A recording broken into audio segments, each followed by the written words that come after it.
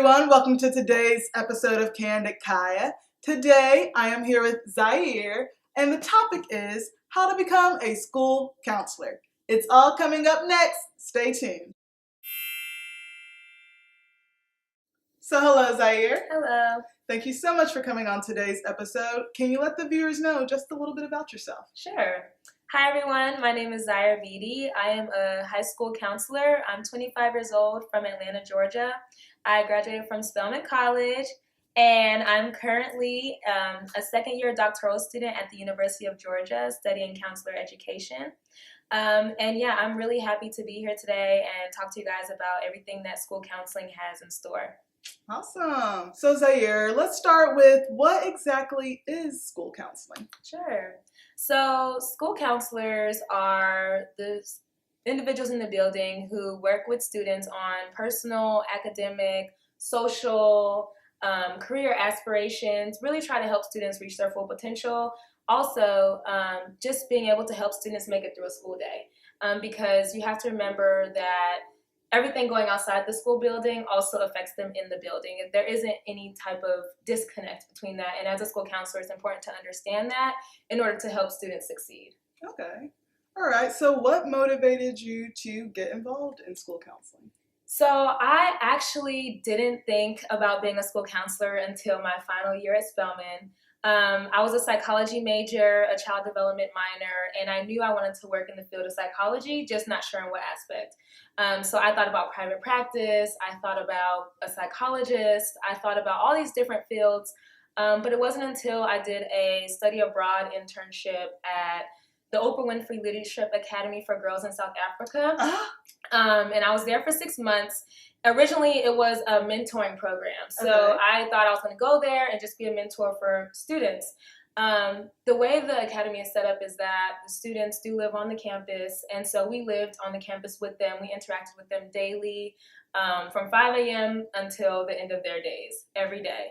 I absolutely loved it, and it reminded me how much I just loved being around students and being in the school setting.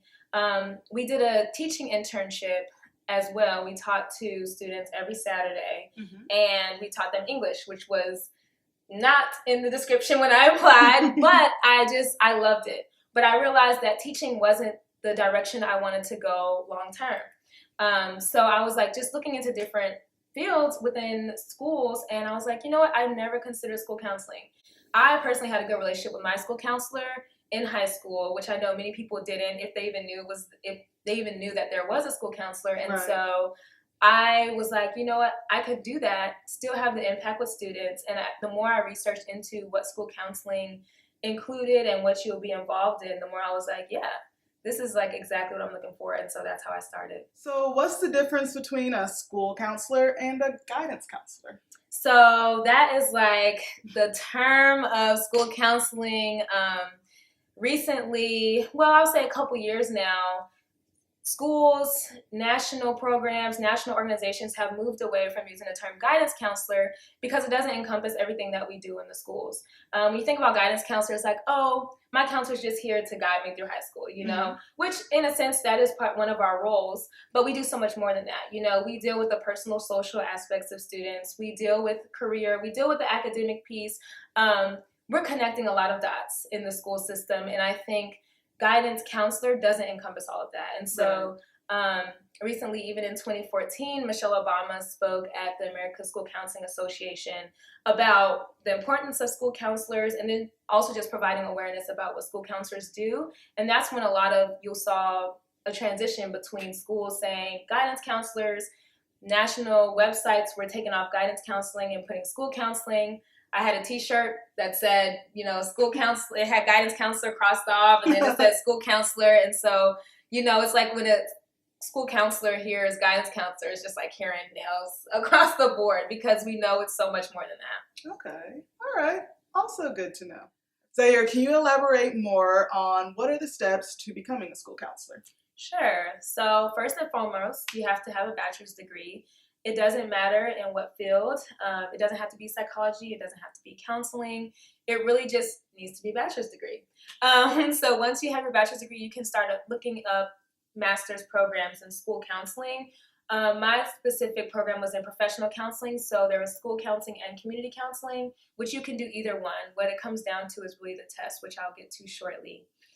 So in your master's program, you're going to get a practicum and internship experience. Your practicum experience is shorter, a little bit less intense than internship, but it still allows you to go into the school and practice on students and practice interacting with schools and being on the school time frame. And then your internship experience is more intense. You normally have an end of the year capstone project that you have to complete, and you're in the schools more often, so about 3 to 4 days a week as opposed to 1 day a week. Once you finish up your practicum and internship, that's when you get the testing. And so each program is different in how they choose to test you at the end. Either you're going to take a comprehensive exam, which your program will determine how that's graded and how you pass and things of that nature, or you'll take your national counselor examination, or the NCE, which everyone can take. It usually puts you on the path to obtain your LPC. If you go to a program that wants you to do both, then you can take both exams and it won't hurt you in any way. It really just helps you, and some just allows you to take one or the other. So once you take that exam, that is what gives you your licensure to be a school counselor. Okay. In addition to that, you'll take the GACE for school counseling. So teachers take the GACE for, their subject fields, same as we have one specifically for school counseling. Once your GACE is complete, your end of the year comprehensive exam is complete, and you've attained your master's degree, then you are certified to be a school counselor in the state that you practiced in. So the only other thing is if you plan to transition to another state, it's just paperwork that you have to complete and fill out. So those are things that if you pick a good master's program, it will really help you determine how to get into the field. Okay. All right. Perfect. So in your opinion, why are school counselors important? Yes. So school counselors are like the glue of the school. And I think the job and the role of a school counselor is often overlooked because sometimes people just don't know what we're doing in those offices. But we're doing so much. We're handling teacher issues that students might have with teachers. We're dealing with students who are having personal, social issues at home, emotional things going on. We're connecting them with therapists outside of school because unfortunately we aren't able to interact with students and counsel students for like hour-long sessions in a day because we only have 7 to 8 hours to work with. So we refer out a lot and help students get connected, help families get connected to different counseling programs, counseling agencies, therapists.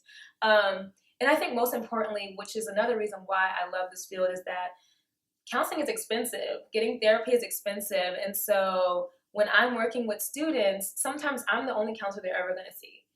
Whether I offer them or tell them where they can go or tell their parents, hey, you can go get counseling here, sometimes it's too expensive, even with insurance. And so being able to have that interaction with them is important to me because I might be the one person that helps them think differently or helps them just really get some things off their chest and make it through the school day. So, it's important to have that front line for students to be able to help them make it through a school year, a school day. I mean, it's just so much that goes on that I think gets overlooked, and it's important to have school counselors in schools for that reason. Okay, so tell us a little bit more about a time where you left a positive impact on a child's life. Yeah. So actually, one of my favorite students, she is now graduated, but she was just like the sweetest girl that you just imagine. Whoever the sweetest person is that she was extremely sweet, just one of those who doesn't really speak out or anything. You just notice her. She's just a sweet, quiet girl. But she came to me one day and was just like devastated, and I didn't know what was wrong. I've never seen her upset. I've never seen her cry or anything. And we didn't really have that much interaction, but the time that she did come to me, I was like, asking her what was wrong, and she was telling me a story of how she was just tired of having to take care of everyone at home. And I was asking her where home was, and she was like, well, this week we're at a hotel. And so I was digging deeper into her story, and, she had been homeless for about 2.5 years. But she didn't want to tell anyone. She didn't tell anybody. Because she just felt like I can handle this and I'm going to handle this. And she had a pretty strong family support system, but they just didn't know what to do.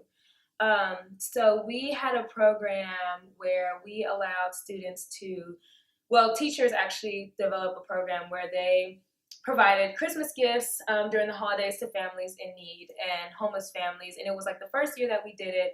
And so, I know that she didn't want me to tell people like, oh, she didn't want me to tell her I was homeless, but we have so many homeless resources. I was like, I'm going to help you get some resources though. And she was like, okay, but she was a little hesitant to accept it, which is understanding.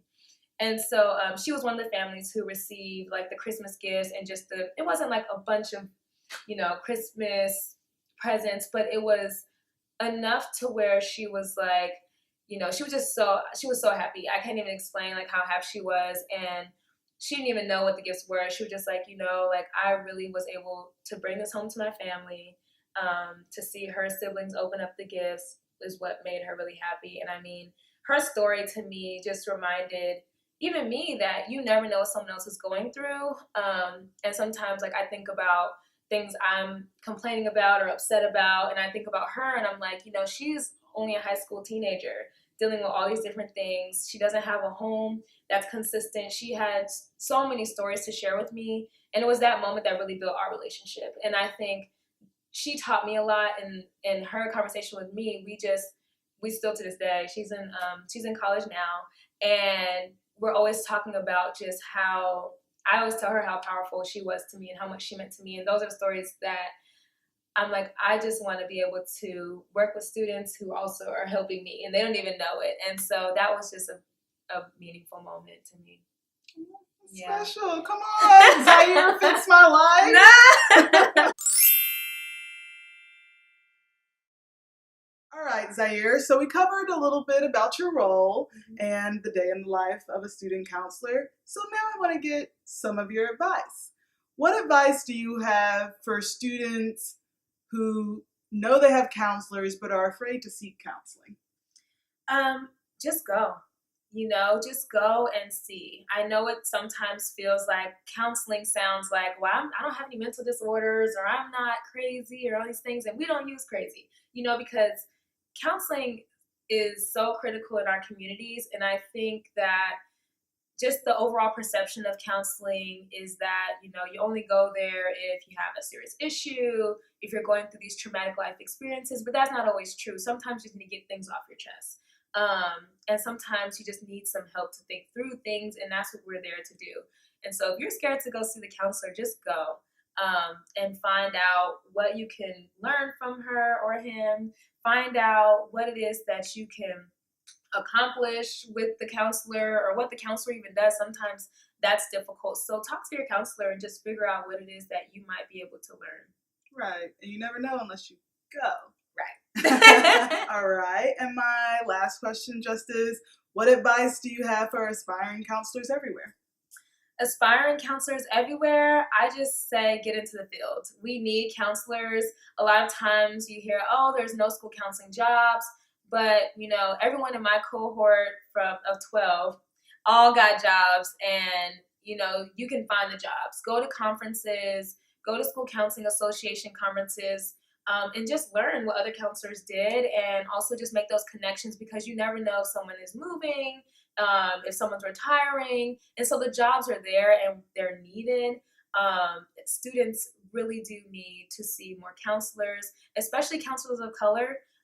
It's a huge lack in that area, and I'm always encouraging students, especially at like Spelman and Morehouse, to get out there. We need more men in the counseling field, because we have boys, teenage boys, elementary school level boys, middle school level boys who need to see men in these roles as well. And so just get out there and try it. I love school counseling. It's so much to do, so much to learn. There isn't one day that's the same. So, yeah. Perfect. Well, I do have one last question, in addition to the last one I just asked.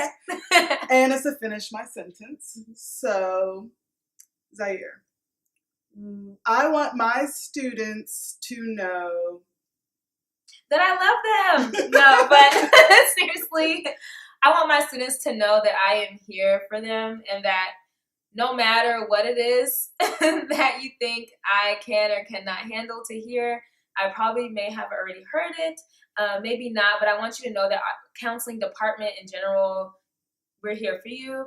And don't be afraid to come into counseling. Don't be afraid to just reach out. And don't get discouraged if you don't get to see a counselor right when you come in, because it does get busy. But we are here for you, despite what I know some schools or some students might think. All right. Well, everyone, thank you so much for tuning in today's episode. We hope you learned so much about school counseling. And if you're interested, just leave questions or comments below for me or Zyer. We'll make sure that they get answered. Again, we thank you so much for tuning in, and we'll see you again next time. Bye.